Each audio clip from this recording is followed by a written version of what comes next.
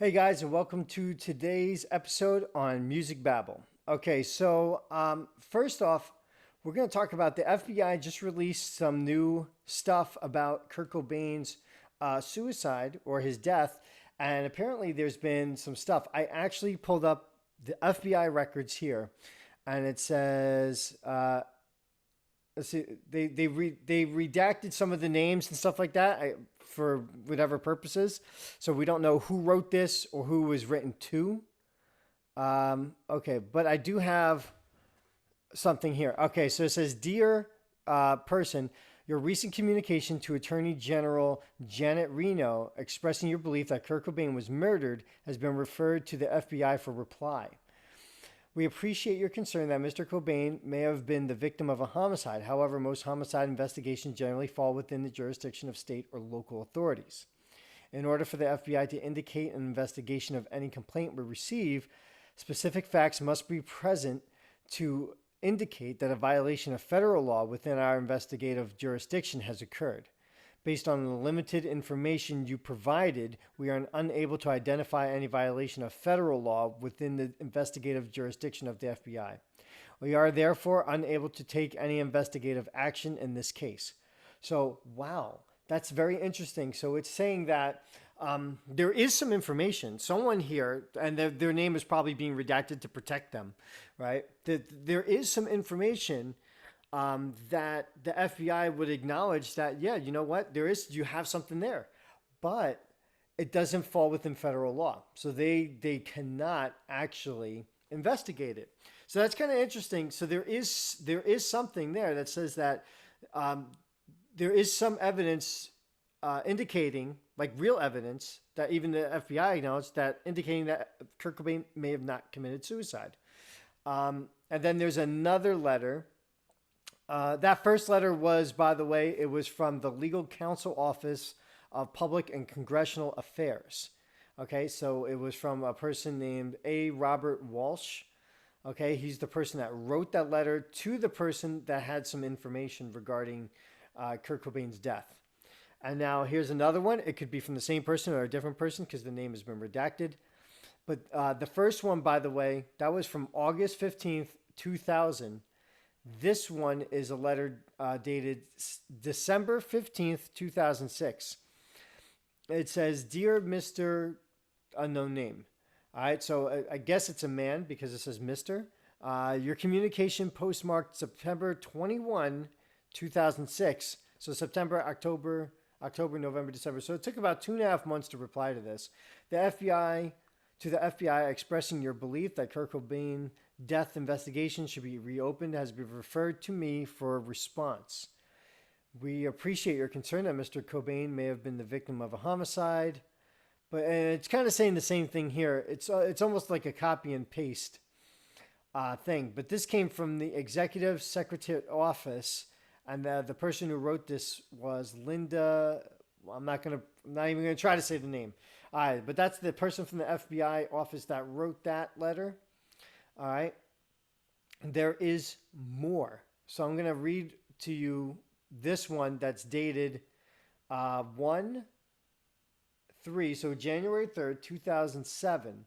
It says, "Dear U.S. government officials, I write to you for the reason," it's actually spelled wrong, "every family member, friend, fan, and colleague of a victim, wow, does justice. Okay, I only wish to receive justice for and others who loved this man as much as I did. This man was Kurt Cobain, belonging to a band called Nirvana, and it was originally thought and still accept. This is obviously before autocorrect because there's a lot of spelling mistakes in here. All right.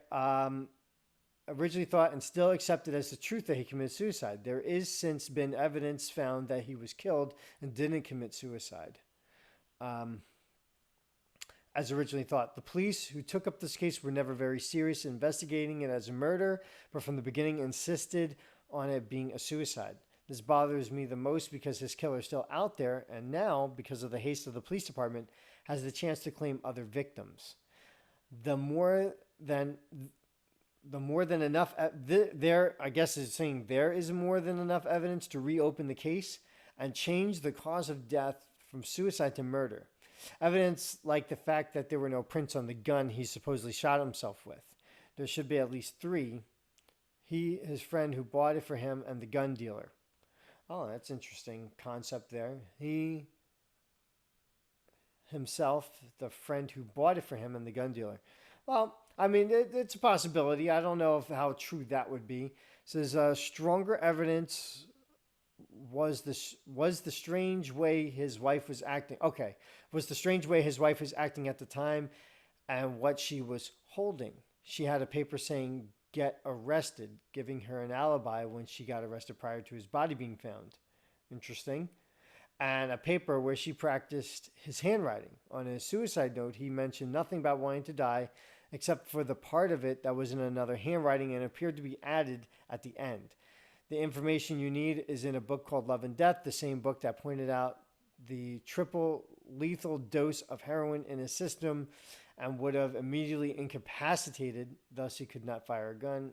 If you would like all of the evidence, I suggest you contact the man who did this, who did the investigation at, and it's all redacted. And you can contact me at, and that's all redacted as well.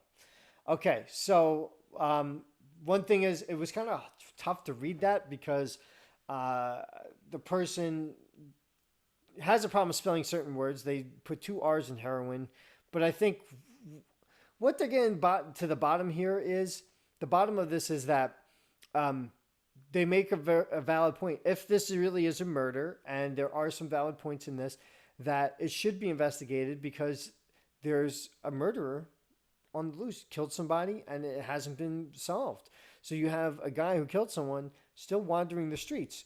Now, if you believe that Kurt Cobain committed suicide, well, that's fine. You can have that belief. But if you feel that this man was murdered, you would probably want an investigation. You don't want a murderer walking around, especially killing someone at such high profile, right?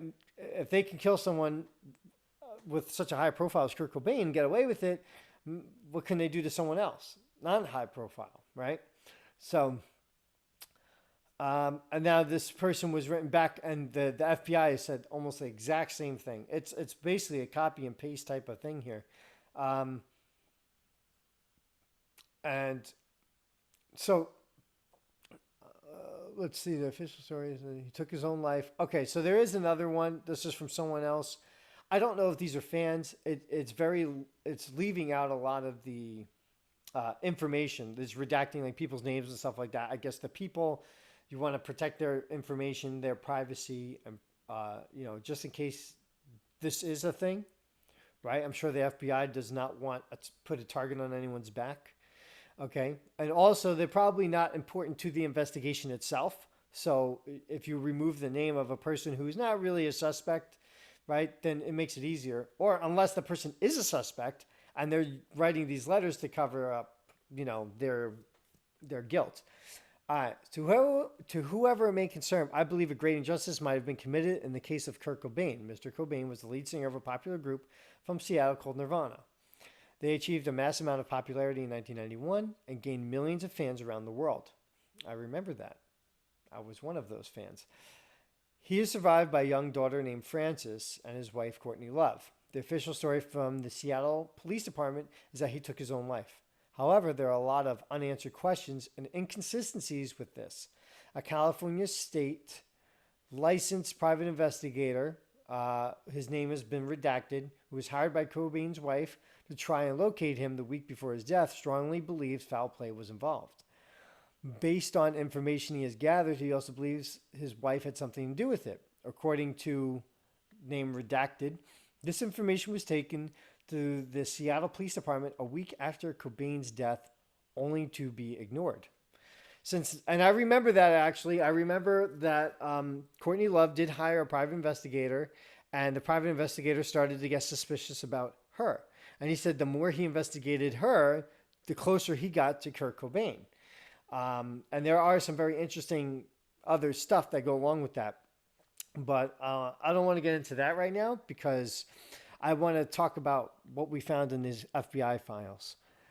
So since 1994, quite a few magazine and newspaper articles have been written on this information. Has also been the subject of many radio and television shows. This podcast today, a book entitled Who Killed Kurt Cobain? The Mysterious Death of an Icon was published in 1998. It was also mentioned in a 1998 film about a couple called Kurt and Courtney. The internet has also helped get this information out with sites like CobainCase.com. And it has someone's name or redacted homepage on his investigation and justiceforkurt.com. I feel something else has been redacted there. Information has gone ignored and suppressed. So I feel some kind of information was redacted right there. Has gone ignored and suppressed long enough by the Seattle police and the media. I'm writing you in hopes for your help to press for a re-examination of Mr. Cobain's death. Millions of fans around the world would like to see the inconsistencies surrounding the death cleared up once and for all. It is sad to think that an injustice of this nature could be allowed in the United States. Thank you for your time. Sincerely, redacted. Okay, so, wow. So this is some interesting stuff here. But we got something interesting here. Okay, so now this is furniture store shootout continued. I don't know what this has to do with this, but this is a very interesting little thing here. I guess that's just related. All right. It says here that to many, his suicide. All right, so this is some kind of FBI file. Kurt Cobain, the lead singer and creative force behind Nirvana, a Seattle-based grunge rock band, was renowned for his music. To many, his suicide on April 8th, 1994 seemed understandable. At least one investigator, Tom Grant, a Los Angeles-based private investigator and former LA County Sheriff's deputy, is convinced that the official ruling of suicide was a rush to judgment. On March 31st, 1994, just 3 weeks after an apparent drug overdose in Rome, Italy, Cobain walked out of a drug rehab center in Marina del Rey, California. It was only 24 hours after family and friends had persuaded him to seek help. Cobain took a late-night flight back to Seattle, where a limo driver dropped him off at home.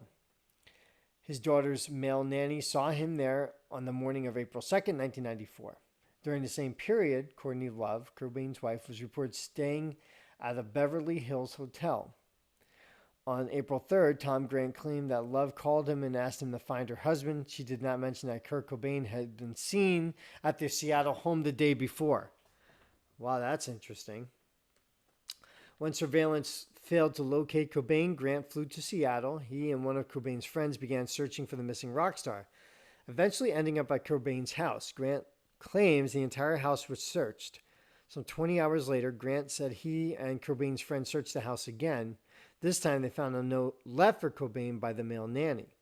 The next day, an electrician discovered Cobain's body in a room above the garage known as the greenhouse. It is the only place Grant said he and his friend did not check. Cobain's friend did not check. The first officers to arrive at the house reported that they were on the scene of a suicide. Tom Grant strongly disagrees and believes that he has found a number of inconsistencies, including questions about alleged suicide note itself. Grant believes the note is actually a retirement letter to Cobain's fans. Grant and two renowned handwriting experts believe that at least part of the note could have been forged. Does this suggest Kurt Cobain did not commit suicide? If so, was his death accidental? Or was Cobain murdered? The Seattle police are confident they have made the correct ruling. They consider the case closed. Tom Grant does not. He believes the investigation should be reopened and the inconsistencies resolved once and for all.